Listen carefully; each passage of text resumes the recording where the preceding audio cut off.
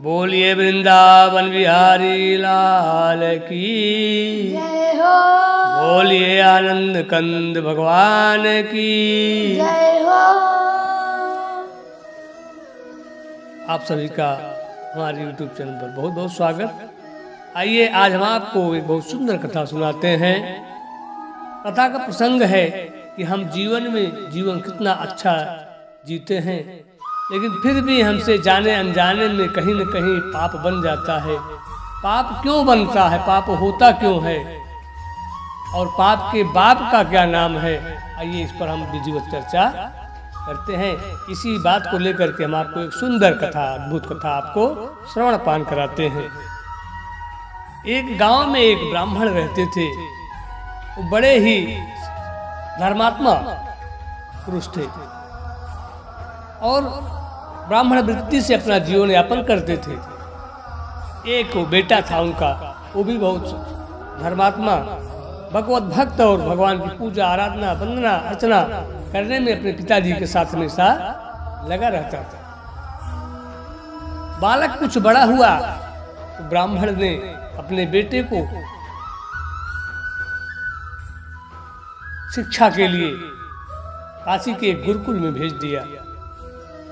बेटा पढ़ने के लिए काशी गया और कई वर्षों तक रह करके वहाँ विद्या अध्ययन किया, शिक्षा ग्रहण की, गुरु की शरण में रह करके। और कई वर्षों बाद जब विद्या अध्ययन पूर्ण हुआ, शिक्षा पूर्ण हुई, तो गुरु जी से विदा लेकर के, आशीर्वाद लेकर के वहाँ से वापस अपने घर को आया। अपने घर जब पहुंचा तो घर वाले पिताजी सब लोग बड़े गदगद हो गए, प्रसन्न हो गए। कई वर्षों बाद बेटा आज हमारा वापस आया है, शिक्षा ग्रहण करके शिक्षा बेटे की पूर्ण हुई। खूब गदगद हो गए, आनंदित हो गए, प्रसन्न हो गए और अपने बेटे को हृदय से अपने लगा लिया। बेटे ने पिता को दंडवत प्रणाम किया, आशीर्वाद दिया और पिताजी ने पूछा कि बेटा तुम्हारी शिक्षा पूर्ण हो गई। हाँ पिताजी, बेटे ने कहा, जैसा गुरुजी ने मुझे पढ़ाया सब मैंने गुरुजी के अनुसार खूब बढ़िया ढंग से मैंने शिक्षा ग्रहण की। जो भी बताया सब मुझे एकदम कंठस्थ है, याद है। बोले बहुत सुंदर बेटा, तो आप एक काम करो, मेरे एक प्रश्न का उत्तर दो। अगर तुमने शिक्षा ग्रहण की, आप शिक्षा विधिवत पूर्ण हुई है, तो मेरे एक प्रश्न का उत्तर दो तो मैं समझूंगा कि तुमने बड़े ढंग से, अच्छे ढंग से शिक्षा ग्रहण की है। बेटे ने कहा पिताजी पूछिए। पिताजी ने कहा बेटा यदि तुमने अच्छे ढंग से शिक्षा ग्रहण की है तो आप बताओ कि पाप के बाप का क्या नाम है। अब बेटा जैसे इस प्रश्न को सुना आश्चर्यचकित हो गया, बड़ा दुखी हो गया कि इस प्रश्न को तो मुझे गुरुजी ने कभी बताया ही नहीं, पढ़ाया ही नहीं। अब मैं पिताजी को क्या जवाब दूं, बहुत सोचने लगा, विचारने लगा। जाकर के अपनी बैग को खोला जिसमें पुस्तकें इत्यादि वेद शास्त्र की पुस्तकें रखी थी, सबको पोथी को खोल खोल करके देखने लगा, कहीं कुछ नहीं मिला। कुछ विद्वानों के पास गया, उनसे भी पूछने का प्रयास किया, लेकिन कोई उनके प्रश्नों का उत्तर नहीं दे पाया। उसने कहा कि पिताजी ये तो मुझे नहीं मालूम। पिताजी ने कहा फिर तुमने कौन सी शिक्षा ग्रहण की, जाइए फिर से आप शिक्षा ग्रहण करके आइए। बेटा पिता को प्रणाम किया और पुनः वापस चल दिया काशी के लिए। जहां जो को भी संत महात्मा विद्वान मिलता सबसे प्रश्न पूछते, लेकिन कोई उनके प्रश्नों का उत्तर नहीं दे पाता। फिर जाते जाते एक गांव में पहुंचे और उस गांव में पहुंचते उनको अंधेरा हो गया, रात्रि हो गई। जब उस गांव में पहुंचे तो वहां एक कुआं दिखाई दिया और एक सुंदर मकान दिखाई दिया। उस मकान के अगल बगल सुंदर तुलसी के वृक्ष लगे हुए थे, फल फूल इत्यादि बहुत सुंदर ढंग से लगाए गए थे। बहुत सुंदर, आकर्षक, मनमोहक लग रहा था, वह स्थान रमणीय लग रहा था। और उस कुएं पर एक स्त्री जल भर रही थी।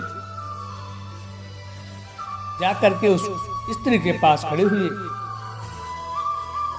उस स्त्री ने ब्राह्मण पुत्र को प्रणाम किया, ब्राह्मण देवता को प्रणाम किया और कहा कि महाराज आप कहाँ से आ रहे हैं और कहाँ जा रहे हैं। ब्राह्मण देवता ने कहा कि देवी, मैं इस गांव, अपने गांव का नाम बताया, इस गांव से आ रहा हूं और काशी जो है जा रहा हूं। मुझे एक प्रश्न का उत्तर मुझे चाहिए। ब्राह्मण देवता ने कहा कि देवी, क्या मुझे यहाँ रुकने के लिए आज रात भर स्थान मिल सकता है? देवी, ये घर किसका है? उस घर को देख करके कहा, उस स्त्री ने कहा कि ब्राह्मण देवता, ये भगवान, ये घर तो मेरा ही है, लेकिन मैं एक वेश्यावृत्ति से अपना जीवन यापन करती हूँ। क्या महाराज आप यहाँ रुक पाएंगे? वो बड़े दुखी हो गए कि आखिर मैं रुकूं, अब कहाँ रुकूं, और कोई घर भी नहीं दिखाई दे रहा। उस वेश्या ने पूछा, स्त्री ने, कि बाबा किस लिए जा रहे हैं? बताया कि ये किसी एक प्रश्न का जवाब मेरे पिताजी ने पूछा है, इसी को पाने के लिए मैं काशी जा रहा हूँ। पाप का बाप कौन है? पाप के बाप का नाम क्या है? उस स्त्री ने कहा कि बस बाबा, एक छोटे से उत्तर के लिए आप काशी जा रहे हैं, एक प्रश्न के लिए? बोले हाँ देवी। बोले ये इस प्रश्न का उत्तर तो मेरे पास आपको मिल सकता है, आप मेरे साथ आइए और आपको इस प्रश्न का उत्तर मिल जाएगा, लेकिन आज आप चलिए मेरे साथ। ब्राह्मण देवता ने सोचा कि इस स्त्री के साथ कैसे जाऊं, ये तो एक वेश्या है, लेकिन फिर भी मेरे प्रश्नों का उत्तर मिल जाएगा इसके पास, इसलिए उसके साथ जाना स्वीकार कर लिए। उसके घर पर गए और घर पर ले जा करके उस स्त्री ने इनको आसन दिया बैठने के लिए। शाम का समय हुआ, बोले बाबा आप बैठो, मैं कुछ भोजन प्रसाद तैयार कर लूं। भोजन प्रसाद तैयार किया उसने, स्त्री ने सुंदर पकवान, और आकर के बाबा से कहा कि महाराज आप थोड़ा सा प्रसाद ग्रहण कर लेते, तो आप प्रसाद ग्रहण कर लेंगे बाबा, तो आपका प्रसाद मैं भी आ जाऊंगी। आज एक ब्राह्मण देवता का प्रसाद मिल जाएगा मुझे, तो मेरा जीवन धन्य हो जाएगा। बाबा ने कहा ना ना ना ना, राम राम राम राम राम, मैं रुक तो गया हूं देवी, लेकिन मैं प्रसाद ग्रहण आपके यहाँ नहीं कर सकता, मेरा धर्म नष्ट हो जाएगा, मैं आपके यहाँ प्रसाद नहीं ग्रहण करूंगा। तब उस देवी ने कहा कि बाबा ठीक है, आपका धर्म नष्ट हो जाएगा, लेकिन मैं एक बार पुनः आपसे कहती हूँ कि आप मेरे घर का भोजन कर लेंगे तो मैं आपको 5 स्वर्ण मुद्राएं दान में दूंगी। जब उस स्वर्ण मुद्रा की बात आई, महाराज के कानों में सुनाई पड़ी, तब उनका मन जो है बदलने लगा धीरे धीरे। उनके मन में लोभ उत्पन्न हो गया कि चलो ठीक है, देखते हैं क्या इस बात को कोई देख थोड़ी रहा है, चलो 5 स्वर्ण मुद्राएं हमको मुफ्त में मिल जाएंगी दान में, और मुझे इनके प्रश्नों का उत्तर भी मिल जाएगा, फिर भोजन कर ही लेते हैं, इसमें क्या जाना है। स्वीकार कर लिए। उस देवी ने बढ़िया सुंदर आसन लगाया, जल भर करके रखा, पीढ़ा लगाया और बिठाया ब्राह्मण देवता को, भोजन की थाली सजा करके ले आया, उनके सम्मुख रख दिया। ब्राह्मण देवता उस भोजन को, जो 12 व्यंजन को देखे और उस 5 स्वर्ण मुद्राओं को देखा तो गदगद हो गए। अब फिर उस स्त्री ने कहा कि बाबा एक काम आप और कर ले, मेरा एक निवेदन और है। बोले क्या? बोले मैं चाहती हूँ कि 1 ग्रास मेरे हाथ से आप भोजन कर लेते तो मेरा जीवन धन्य हो जाता। बाबा ने कहा ना ना ना, राम राम राम राम, छूना मत मेरी थाली को, मुझे भी छूना मत, मैं स्वयं भोजन ग्रहण कर लूंगा देवी, तुम्हारे कहने पर मैं ग्रहण तो कर रहा हूँ, लेकिन तुम छूना मत, मैं तुम्हारे हाथ का भोजन नहीं करूंगा। उस देवी ने कहा कि बाबा यदि 1 ग्रास मेरा भोजन, मेरे हाथ का भोजन कर लेंगे तो 5 स्वर्ण मुद्राएं मैं आपको और दूंगी। और जब यह बात सुनी तो फिर वो लोभ उनके मन में और उत्पन्न हो गया 10 स्वर्ण मुद्राओं का, और वो तैयार हो गए कि ठीक है 1 ग्रास मुझे तू अपने हाथ से खिला दो। उस स्त्री ने एक ग्रास अपने हाथ से उस महाराज को, ब्राह्मण को भोजन कराया, और भोजन करने के बाद ब्राह्मण देवता विश्राम किए, रात भर सुबह उठे और चलने के लिए तैयार हुए।